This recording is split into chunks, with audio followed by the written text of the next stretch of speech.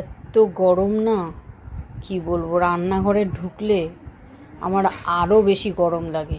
রান্নাঘরটা এমনিতেই আমার ছোট, পুরনো বাড়ি।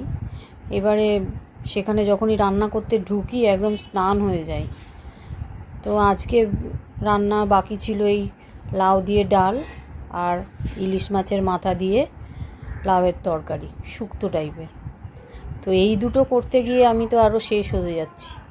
আমাদের পরিশ্রমের মূল্য কেউ বোঝে না। সবাই ভাবে আমরা বাড়িতে কী বা করি, কী করার আছে, ওই তো শুধু রান্নাটুকু করি আর একটু কাচাকাচি করি। এই যে চারিদিকটা যে খেয়াল রাখতে হয়, এটার কথা কেউ কি ভাবে?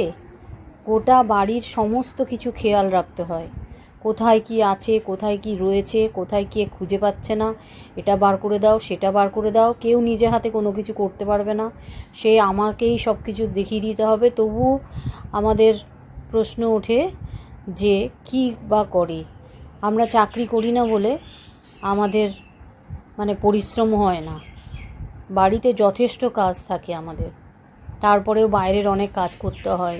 ট্যাক্স জমা দেওয়া, কোনো প্রবলেম হলে সেই অফিসে দৌড়ানো, ইলেকট্রিসিটি, জল, কল, কত রকম সমস্যা থাকে। তারপরে দুনিয়ার জামা কাপড় কেনা, পুজো আসলে আরও মাথা খারাপ, সবার জন্য কেনাকাটা করা, কাকে কি দেব না দেব, নালে তো তার আবার রাগারাগি হবে, আমারটা ভালো না এরটা ভালো হয়েছে। তার মধ্যে আমি তো ঘেমে একেবারে চানই হয়ে যাচ্ছি, আর পারছি না বাবা।